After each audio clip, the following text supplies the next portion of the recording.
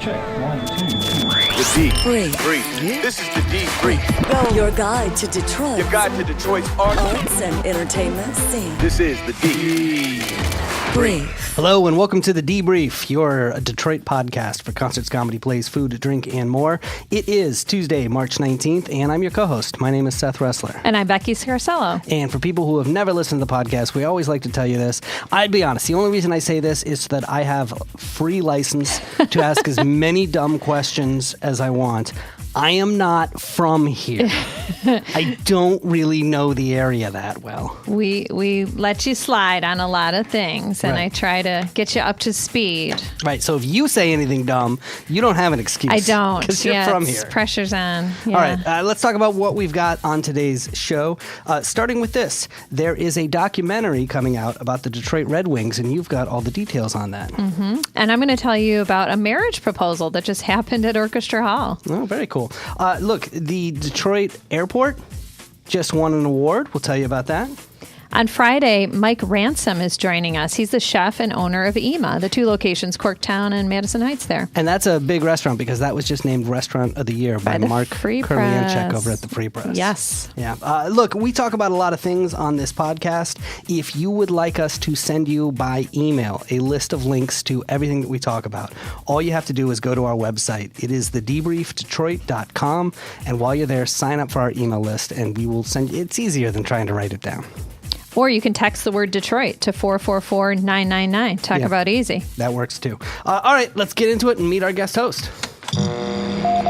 This is the D Brief. All right, Becky, there is a band that has come up a number of times on this podcast. It's something that our different guests have mentioned. When, we've had musicians on and we've said, what's a great band that you've seen recently that you think people should know about? We keep hearing about the Gasoline Gypsies. Yeah, so we knew we had to have him on. Yeah, it's a couple times now. I think Josh Mallerman, who was in the High Strung and the Pete author of Bird Peltier. Box, mentioned him as well. Yeah. So I actually reached out. I said, let's see if we can get somebody from the Gasoline Gypsies on the show. And sure enough, it turns out we can. We have joining us the guitarist and frontman, Claeb Malooley. How you doing? Hey, welcome to the show. Look, let's talk about some of the things that you've done here, because you were grand prize winners of the 2017 Michigan State Fair Superstar Contest. In 2018, the band received 2 Detroit Music Awards for Best Americana Act and Best Americana Recording for Killin' Time. And then last year, you released a new album, Vagabundos. Yes. Wow, you got busy guys. Yeah, we keep moving pretty steady, that's for sure. They got it going on. So describe the band's music for somebody that may not be familiar with them. So it's like classic rock, but it's original music, I guess is the best way to describe it. It's got a lot of flavors, a lot of different influences from a lot of places. We're all basically classic rock and blues guys, though, so a lot of that shines through with vocal harmonies. We're fans of the Beatles and Crosby, Stills, Nash and Young, and they had those big open vocal harmonies. We try to shoot for those as much as we can, and we do a lot of dual guitar solos and harmonizing guitar solos, so it's kind of like some Allman Brothers type feel in there, too. Nice. I heard that you learned on a ukulele. Is that true?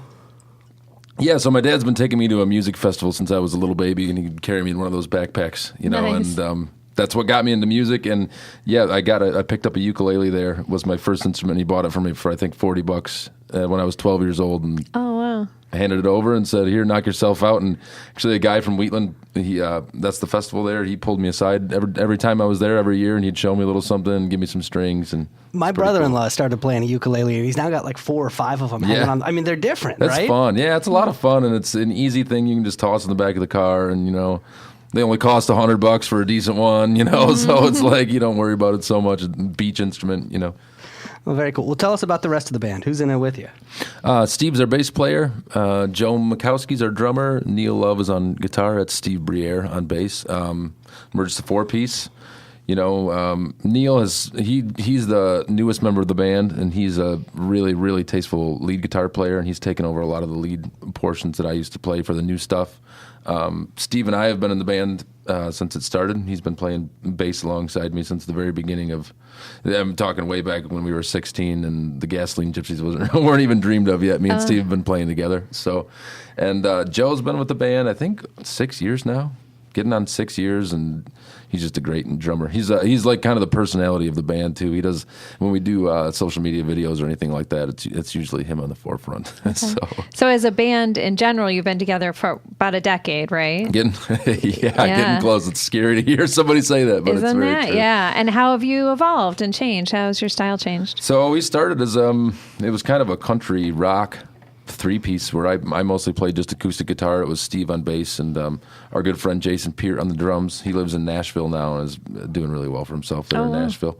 And it was almost country. You know, we were never country fans, so it never really breached the line into full-on country, you know, but it was really southern rock, folk influenced stuff. Then we picked up another member, and, you know, after Jason left on the drums there, and we did a three-piece acoustic type thing for a little while, and we decided that we missed the rock and roll side of it, so we brought on a drummer, and the rest kind of happened. So. Nice, So you went from country to rock. This is like the Kid Rock progression in reverse. Right. Yeah. You're going to start rapping soon. Yeah, Yes. and it's funny. We've actually started to. I do a lot of writing, and one of the styles I like to write in is bluegrass because of the music festivals and upbringing. So we have 4 songs now. We're putting together a little bit of a bluegrass set. It's kind of exciting. Oh, yeah. So let me ask a stupid question here. What does that mean to write in bluegrass? It's just I don't know. I guess I don't know the best way to explain that. It's one of the. I guess it's one of the first musics that I really was around and that I can remember, and it's just one of those things that I guess it's just like a blues guy who's been around blues his whole life. It's just kind of in you. It's there, you know, and there is a lot of progressions. And it's similar to blues. There's a lot of progressions that songs share in bluegrass. You know, you know the standard blues thing where it's pretty much every one of them follows a pattern. It branches away, like the blues can. It branches away some in bluegrass, but it's a very specific kind of music, you know. And there's your little solo sections and your instruments coming in at different places, and it's a fun medium as far as music goes to write in. So when you write, are you starting with a melody usually? Are you starting with a lyric? It happens every way you could think of, honestly. There isn't any set specific way that I write. A lot of the time, a lyric will pop into my head, and it'll be the hook of the song, you know. Playing with fire, for an example, was one of those that line, I just felt something there, and it happens a lot when I'm driving, actually. You know, one line will pop into my head, and we have a 2-hour drive, and before you know it, I just have to stop somewhere and grab a guitar to start writing it down. That's awesome. Do you write most of the songs, or do the bandmates get involved in the songwriting part? Especially Killin' Time, that's when I was doing definitely almost all of the writing. And then with this Vagabundos album, we started to kind of change a little bit, and it's changing our sound as well, because Neil comes in a lot of the time now with some really great guitar riffs, and he's a great guitar player. That's how he started, not singing or anything. So he comes up with some really great stuff, and now I just kind of follow that lead a lot of the time, and I'll write lyrics to it. And for some reason, writing lyrics to other people's music has always been easier than doing both. So a lot of the times it kind of clicks, and then even actually today we had practice and we wrote an entire new song that exact way. He came with the riff, and it was finished by the time we left, and man, that's some of the best ones sometimes. Wow. You know? That's awesome. That's awesome. Yeah. Well, look, Caleb, we're glad you're here. We're excited. You actually have brought something with you that no other guest has ever brought with them. You have a guitar. That's right. And you're going to play something for us a little bit later. So Absolutely. We're excited about that. Hang out, because like we said, the Gasoline Gypsies came highly recommended to us. So Awesome. we're excited that you're here. Thank you. Have a good time. This is the D. The D. Brave. All right, Becky, let's start with music news. Sure. So I've been married for a long time. Have you guys ever proposed to anyone? Not yet. Pose? No. Yeah. Not yet. Not yet. Are you thinking, is it on the, how long, you have a girlfriend, I take it? Yes, yeah, we've been dating about a year and a half now, a little over a year.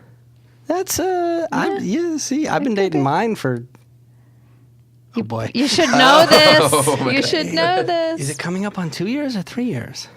Oh, shoot. Okay, I'm in trouble. All right. Editing Well, that part out, right?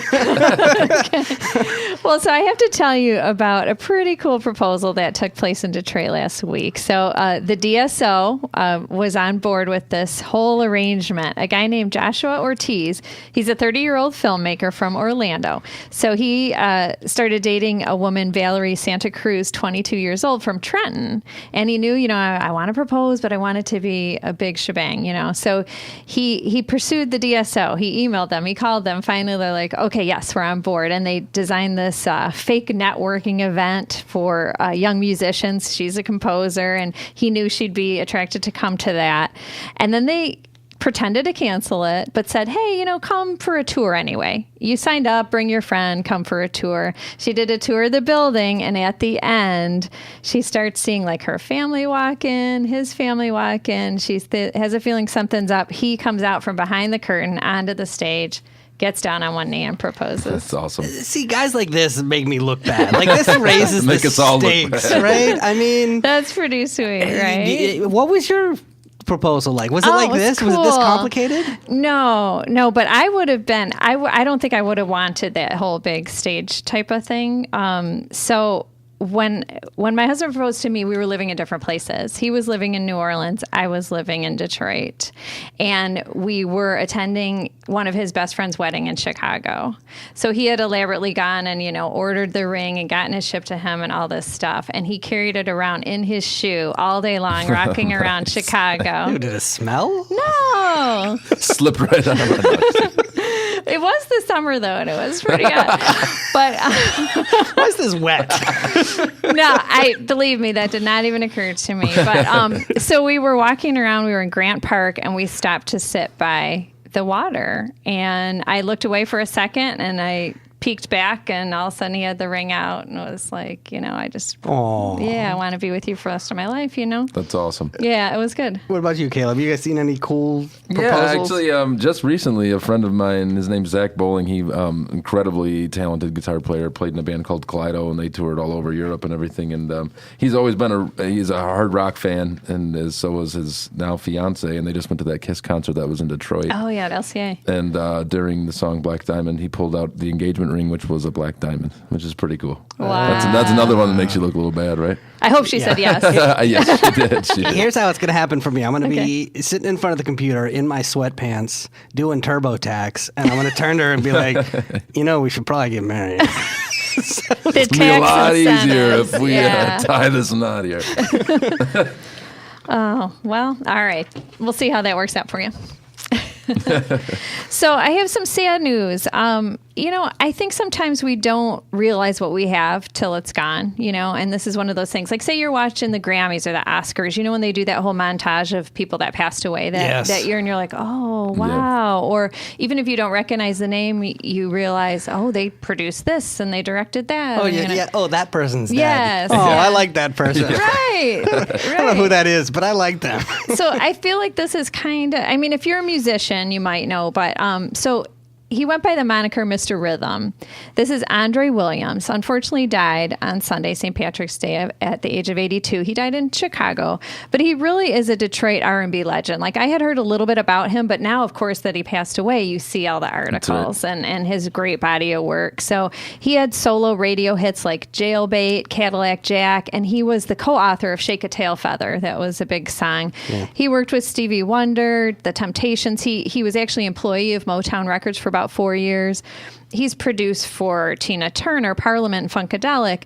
His biggest solo song was called Bacon Fat, and it made it to number 9 on the U.S. Billboard R&B chart in 1957. I'm not familiar with that No, track. I've never heard I feel that like one. maybe you guys should cover that. Yeah, it is a super cool song, and we're going to put a link to a YouTube video of him performing it in recent years. But he came to Detroit as a teenager and really says, that's what fueled his musical career, the influence and what was going on in Detroit.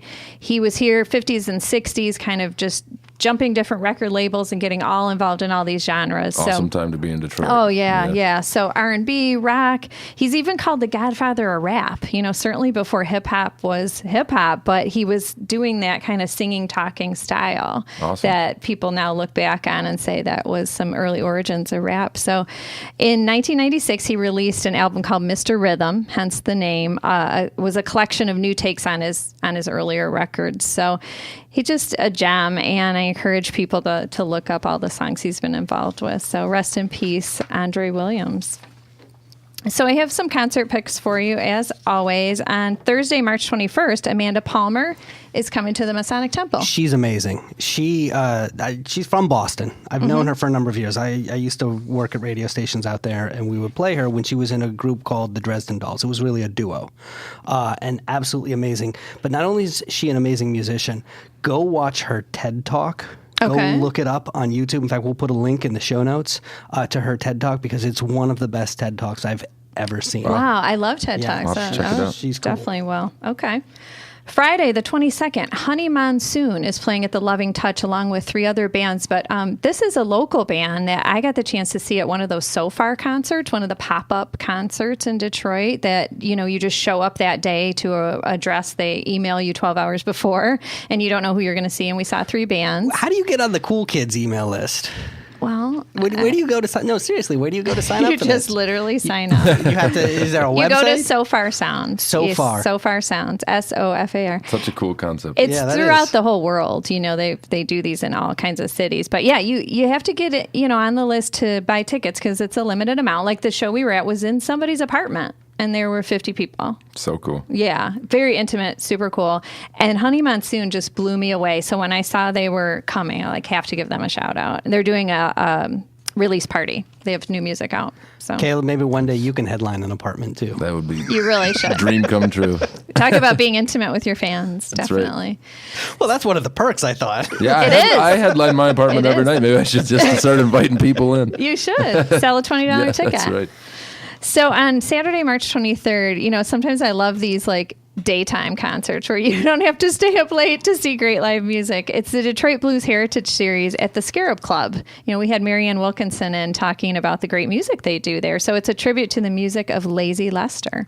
Also on Saturday, the 23rd, Will Sessions. We've talked about them numerous times on the podcast. Matt Martinez, their trombonist, was in as our guest co-host one time. They're going to be at the Marble Bar with a bunch of other people joining them. Their sound is going to be really cool. A blend of house, soul, funk, hip hop, and jazz all going on Saturday night. On Monday, the 25th, Justin Timberlake's at LCA. Man, that guy really is something else, isn't he? He as is far as, a superstar. Yeah, talent-wise. I wasn't the biggest fan, and then I saw that video he did with Chris Stapleton where they're in it's like a big abandoned warehouse or something, and it starts off with just those two in a little room, and it's, I could be mistaken, but I believe it's nonstop camera angles. I think they don't stop. I think you're right. moving, I've and seen it's- that. Yeah, Yeah. it's just one camera the whole time, but the amount of just physical effects that they're doing with all these people and stuff, it is mind-blowing. If you haven't seen it, guys should throw a link up to that one too if We you will. can, because it Throw that up it there. is something else. Yeah, It'll and I give love- you goosebumps the whole time. Yes, and he can really cross over all these genres Yeah, too. he's He's amazing. so talented. He is one of those guys, like you said, when he first came out solo, because Yeah. he'd been in the whole boy band thing, Yeah. I wanted to not Yeah. like him. And the whole bringing sexy back, even Right, kind of you're like, yeah. But there comes a point at which it's hard to deny the guy's Oh, he's- talent in so many different. Because he can sing, he can Acting, dance, yeah. he's got great comedic timing. A couple of movies that he's starred in were great. yeah. Oh, yeah. They're really, really Saturday great. Night Friends Live with Benefit. skits. Oh, Yeah. they're some of the favorites. Yeah, Yeah. I He's mean- awesome. And this show that he's doing on Monday, I saw it in Columbus. It's great. Awesome. Metric's coming to the Fillmore also next Monday. And then Wednesday, the 27th, big show, Mumford & Sons with Cat Power at LCA. All right, we'll tell you about the Detroit Red Wings documentary in just a few moments. Debrief. Want more? Text the word Detroit to the number 444-999. Caleb, when you guys are traveling on the road, are you in a bus most of the time or van? Yeah, most or? of the time, camper, truck, Gotcha. anything with four wheels that'll get us to the next place. Gotcha. Yeah, so you're not flying much at this Not point. much, no. Because it's a lot of gear when you're a band, right? You got to go out on the road. Yeah, and that's flying. That's where it becomes a big issue. Honestly, we would be doing it if it wasn't for hundreds and hundreds of pounds of gear. Imagine lugging that through No. an airport, no matter how nice it is. Well, and then also if they lose something, and which happens. We play, classic rock style music, so we're all through tube amps and stuff. Those things, we can't even put them in the back of the truck. They go inside, you know what I mean? wow. So they're fragile. There's a lot to consider. All right, well, I am flying a lot these days for my day job, and I had never had a job that required me to fly quite so much as this. Normally it'd be like a couple times a year for vacation or whatnot. And so I spent an awful lot of time over at DTW, over at the airport there. And I did not realize how nice a nice airport is until I started going to other airports where they're just terrible. Not nice. Right? Yeah. Like LaGuardia or what. Yeah, I mean, they're just awful airports. I mean, you know what I'm talking about, Yeah, right? we fly quite a bit, and when they improved DTW, I mean, it was just like a whole new life there. Like, it's a pleasure to be there, especially in the age of you've got to be there so early. Right. Yes. And, usually you have to eat because they're not really feeding you on the plane. So, you need those amenities and you want to be comfortable, and DTW is way up there. And I would say they I felt so bad during the government shutdown when all these guys weren't getting paid, because these guys have always gotten me through actually really quickly through security and all that. Well, it turns out we're not the only ones who have recognized that. The Airports Council Internationals put out their annual Airport Service Quality Awards, and both Detroit and Minneapolis, St. Paul airports were recognized as being the best in North America. At least the best servicing between 25 and 40 million passengers per I year. agree with that, because I've been to Minneapolis several times too. We have family that live there, and that airport's really great too. They have this one section where they have these like curvy couches, and they're perfectly like matched to your body to take a nap. And I'm trying to think if I've ever napped at an airport. I don't know that I have. We've taken Yes. many a red eye, or just things where, you got to catch a few sleeps. Well, cool. Well, congratulations to everybody involved in both those airports, really, because it's one of those things that I don't think a lot of people necessarily say, or maybe say to the guys who work there, but it really is a great airport. And there's also a number of things that are coming in to the airport in terms of food and beverage. The Michigan breweries Jolly Pumpkin and Atwater Tap Room will soon have locations there. Both great breweries. I know, Wonderful. right? Yes. As well as Anita's Kitchen, Common Grace, and Cantoro Italian at Trattoria will be Nice. there as well. So very excited about that. The Brave. All right, this is where we got to take a moment and plug our wares. Yes, Do your yes. Pay the bills. Here's the deal, Caleb. We've been doing this podcast. We've done like over 120 episodes at this point, right? And we've had a lot of people like yourself who are involved in the arts and entertainment scene here in the Detroit area, highlighted what they do. And they've all said the same thing to us after the episode. I think I should start a podcast, or how do I start a podcast, Yeah. or should I start a podcast? Right. Come on. Has that thought ever gone through the heads of anybody in the Gasoline Gypsies? Oh yeah, absolutely. Right. Because you've been in a lot of podcasts. Yeah, and so- it's a fun, interesting thing for sure. And I it's enjoy blowing it. up. It is. It really It's is. just getting huge. So, so we actually heard this from so many different organizations, and yet none of them were actually launching the podcast because they kind of didn't know where to start. Yeah, Well, and it's a big learning curve, yeah. It is. I It's mean, harder than I thought, that's for sure. Because you've been with this podcast for about a year now, and it's a process to put this show together every week. So what we decided to do was to launch Michigan Podcast Productions.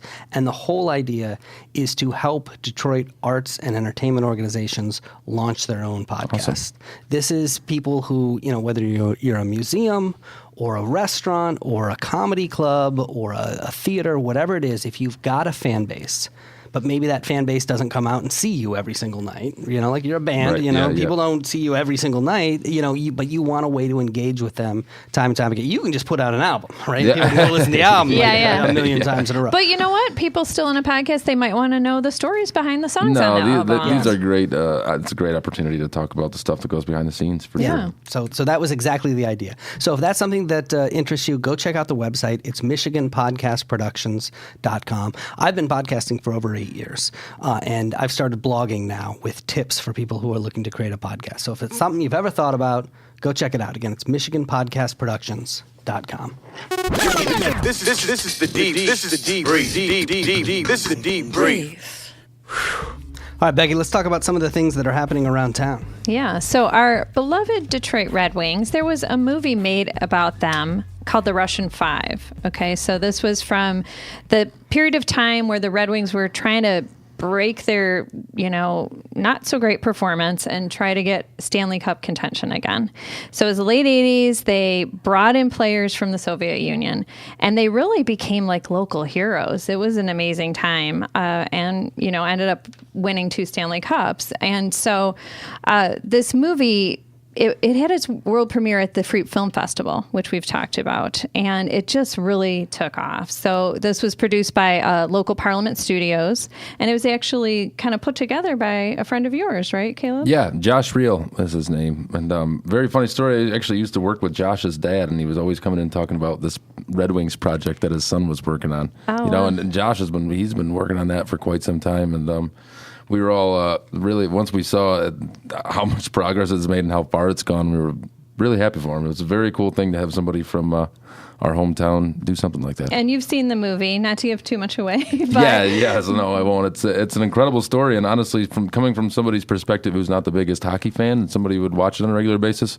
it really did keep me entertained the whole time. And it's just the amount of history they put in about Detroit and everything that was going on. It really was. It was a great documentary. It deserves the awards it's won so far. Yeah, so it got the Free Film Festival Spirit of Michigan Award at the time, and then it won the Audience Award for Best Nonfiction Film at the Traverse City Film Festival. So the really cool thing is they're widening the reach of this film, and it's going to be showing at screens starting this week, Thursday, all over Metro Detroit. All the Imagine theaters are showing it, a bunch of other theaters, and you can go on the website for the movie, The Russian Five, and see all the local showings. Yeah, it's the actually they're doing one of them in the Sperry's movie house that they just. We were talking before about when Port Huron's kind of coming up. It was an old Sperry's that they converted into a movie house, and really made it a really cool thing. It's Sounds really like that would be a good small, place to see intimate venue. it. Yeah, I think it's 20 to 30 seats per room, and they're the nice recliners, and you can order food in and stuff. It's Everybody's cool. got the recliners now. I know. It's so Yeah. comfy to It go to is the nice. movies. I'm afraid I'm yeah. going to fall asleep. I'm not good with staying awake when the TV's You gotta go to the on. right I know, and movies. it's all dark. And Yeah. Right, no, now they're serving alcohol in there. Yeah. Yes. Oh my gosh. So we talked a little bit about proposals, okay? Yes. And then how do you feel just about the institution of marriage in general? Do you think it should be celebrated? Well, as opposed to what? Mourn? No, but I like, guess it depends on the marriage. no, I mean, in and of itself, some people are like, I just don't believe in marriage. That doesn't. My view on all of that stuff, honestly, is if something makes you happy and you're not hurting somebody else, I don't care who you are and what you want to marry, go ahead and do it. Knock yourselves out. And, Yeah. You know what I mean? Just I'm with him. Regardless of anything, Yeah.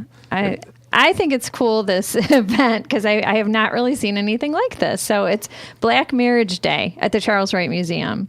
So it's sponsored by Black Family Development. It's happening this Sunday, March 24th, $50 a couple. So they're going to have a big, panel discussion called Marriage Matters with Fox 2 Detroit news anchor Huel Perkins and his wife Priscilla. So we saw them at the Empty Voles event, and man, these people just radiate happiness. They Yeah. were walking around that place, He and just looks like a happy dude. oh yeah, so they seem like they have a great relationship, and so they're going to be kind of the hosts of this, and there'll be a poetry reading, dance performance, and you can explore the museum. But the cool thing is they're going to have this photo essay contest. So they'll take a picture of each couple, and then you have time to write an essay. What category you think you are eligible for. So things like most enduring, so they have to be married 15 years or more. Sexiest couple, they Nice. still keep the love alive. Most romantic proposal, like we talked Oh, about. man. These are all categories I'm going to lose. This is a funny one. Most bountiful, 4 kids or more. Oh, nice. And then All the Catholics will be one of them. exactly. I'm one of 6 kids, so yeah. I'm one of 9. Oh my god. Wow. I Which feel one? it. Did they lose It's- track? Yeah, I'm somewhere in the middle there. Yeah, you're middle. 6, 7, something. Yeah, I'm 6. No, yeah. seriously, which one are you? So on my mom's side, I'm the baby, and my dad's side, I have 2 younger. Oh, okay. Yeah, it's a big Got it. mixed up, awesome mess. It's a Nice, great family. Yeah. nice, yeah. And then of course there'll be a big award couple of the year. So they'll have this, award ceremony, a dinner, and then they end it with a dance of longevity. So they're gonna pick off, okay, who's been married 10 years, and, too and cool. the people that have been married less slowly leave the dance floor, right? So then the last ones dancing are the ones who have been married the longest. That's awesome. That's so cool. I thought that was pretty cute. So Design Core Detroit, we talked about them for the month of design. So this used to be a week of design. Now it's Detroit's month of design. It happens every September. And if you look back in our interviews, we talked to Olga Stella, who's the head of Design Core Detroit. She was super interesting about how important Detroit is to the design world at this point. So I wanted to just mention that submissions are open. Designers are encouraged to apply. There's 3 competitions that you can apply for as a designer or creative in Detroit. Detroit City of Design, which is an international competition for Detroit designers, and it's all about creating Detroit neighborhoods that address safety and accessibility. The second thing is a Detroit Putt-Putt competition. So this is to submit a design for a Putt-Putt course. Cool. And you can win $2,000 to go towards installing that. That will have it up for people to play in the whole month. $2,000. Do you know what a windmill costs? Hey, you got to get creative. You got to get your design creativity going. You gotta make it solar powered. Yeah, there you go. There you go. And then the third category that you can submit for is the Commerce Design Awards. And this is recognizing business owners who have hired local professional designers to help them in the renovation of their space. So really cool ways to get involved. And you can go to designcore.org for all the details. And it's the deadline is April 14th for that. This is the Deep Breeze. Detroit. All right, Becky, I know you're excited about this. This is the first time we've had a guest actually bring an instrument in with them. Yeah, I've been begging for this to happen. So thank you, Seth, for the powers that be letting us play She's just music. saying that I'm willing to ignore the cease and desist letters from all the lawyers that come when you become a huge rock star. I'm not worried about those. We have Claeb Malooley here. He is the guitarist and frontman for the Gasoline Gypsies, and he's going to play something for us. What are you playing for us? Sure. This one's called Playing with Fire. All right, take it away.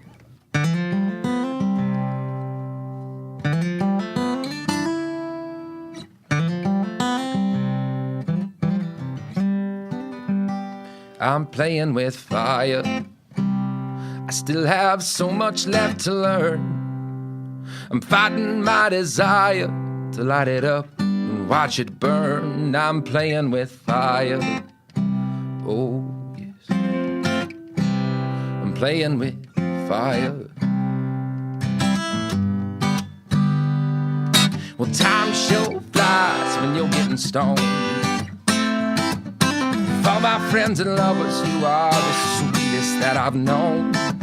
Staring out my window, stormy weather's all I see. And I can feel that sweet sunshine when you're lying next to me. I'm playing with fire. Oh, I'm playing with fire. Yeah, yeah. Well, freedom ain't quite what it used to be. All these trials, all these troubles keep creeping up from underneath. Let's dig a little deeper before this all goes wrong. I'm starting to slip, trying to get a grip, but I'm tired of hanging on. I'm playing with fire. Oh, I'm playing with fire. Yeah, yeah.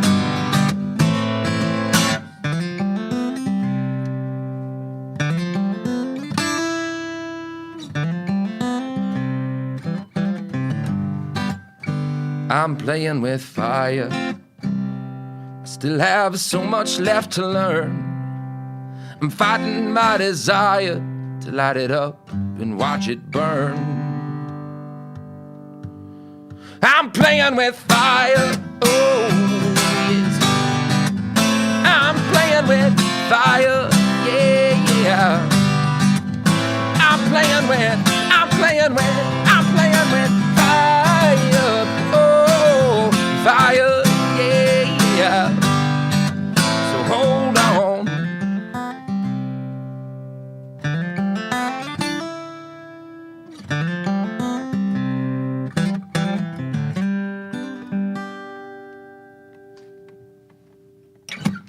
Woo! I love that. Thank you. Oh my gosh. See, Seth? That was awesome. That was awesome. Yeah, Thank so you. good. Thank you so much for doing that. Yeah. This is the Deep. Detroit. This is the Deep Breeze. That was awesome, Kill. Oh, I gotta so tell you. good. Oh, I thank you. know.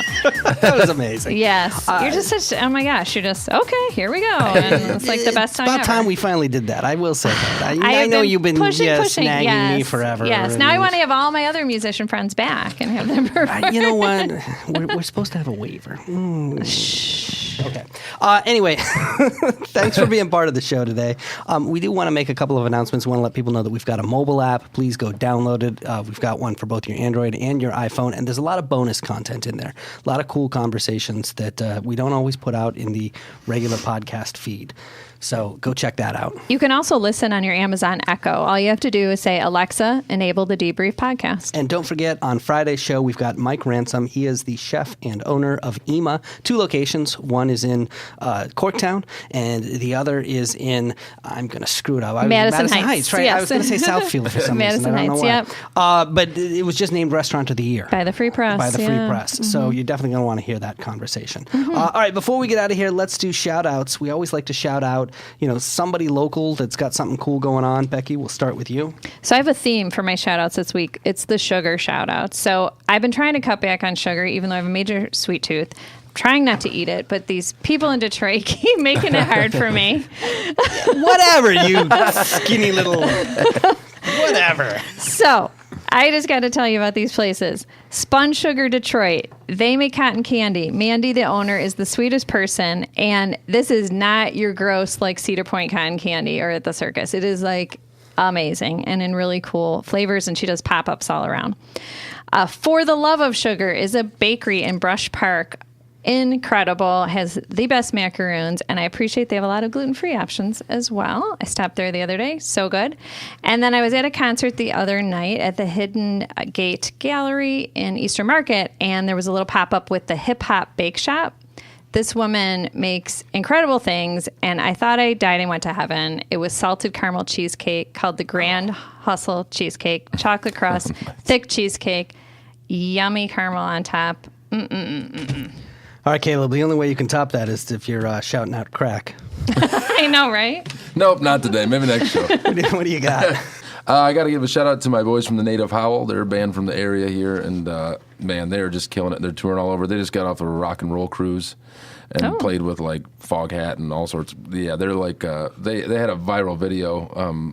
They created their own genre. It's called thrash grass, and it's like thrash metal and bluegrass. What? And That sounds awesome. Totally. They have, it is awesome. I gotta And, show that to my son. They're like classically trained dudes too, and man, talk about some epic, amazing music. If you guys get a Thrash chance, grass. it's Wow. and it's so much more than that too. You guys got to check Okay. it out. It's really something. All right, do. cool. Let's see if we can find a video and throw it up on the show Yeah. notes as well. Every time we say that, we're pointing to the interns. Yeah, over they there. just released one not too Yes. long ago. A pretty good one. Okay. It's the Native Howl? Yep. Oh, very cool. All right, I want to give a shout out to Josh Mallerman, who we had on the show a while back. In fact, he was one of the guys that mentioned you and said we should have you guys in. Josh Mallerman, of course, is not only in the band The High Strung, but also wrote Bird Box, the So cool. novel that was then turned into the Netflix movie that starred Sandra Bullock. Yeah, New York Times bestseller. Yeah, huge hit. Anyway, he's now said that there's a sequel coming out. He just announced it Just today. announced it, right? Couldn't have mentioned it a couple of weeks ago. So maybe we could have gotten Well, a little you know press. what? He saved it for Esquire Yes. magazine. Oh, yeah. So Right. Anyway, yeah, he did save it for Esquire. The sequel is going to be called Mallory, which is the Sandra Bullock character, and it's coming out on October 1st. It takes place 8 years after the movie ends, or after the book ends, depending on which. Yeah. What a dream come true for a writer, especially one from Detroit. That's Yeah, so cool. I no, had it's no amazing. idea. But here's the thing. I read the Esquire piece, and one of the questions they asked him, and he was evasive. He didn't answer because one of the things that was unsettling about the movie was that you never really found out what the bad stuff was, like what was Right. causing all the Right. all the people that they couldn't look and stuff like that. And so they asked, well, look, are we going to finally find out what's behind all that? And Hey, it's the best way to answer. Right, Yeah. you didn't really say. Yeah. So anyway, shout out to him. Look, Caleb, thank you so much for joining us Thanks today. for having me. This was a great fantastic. one. Yeah. And, Absolutely. thank you for bringing your guitar as well. You'll come back and join us tomorrow? Absolutely. All right. Count on it. Until then, Detroit's moving. keep up. The Debrief. Your guide to Detroit's arts and entertainment scene. Hi, I'm Ann DeLisi from 1019 WDET. Well, for years I've been talking with people who are artists to find out what drives their creative spirit. And those extended sit-downs have now culminated in a new podcast series titled Essential Conversations. In the inaugural episodes, I talk with MC5 guitarist Wayne Kramer about the early days of the MC5, jazz artists Esperanza Spalding and Terry Lynn Carrington as they critique each other's teaching style. I turn the tables on writer and humorist Mo Rocca and official White House photographer stenographer for the Obama administration, Pete Souza, talks about the night Osama bin Laden was captured. You can find Essential Conversations wherever you download your podcasts.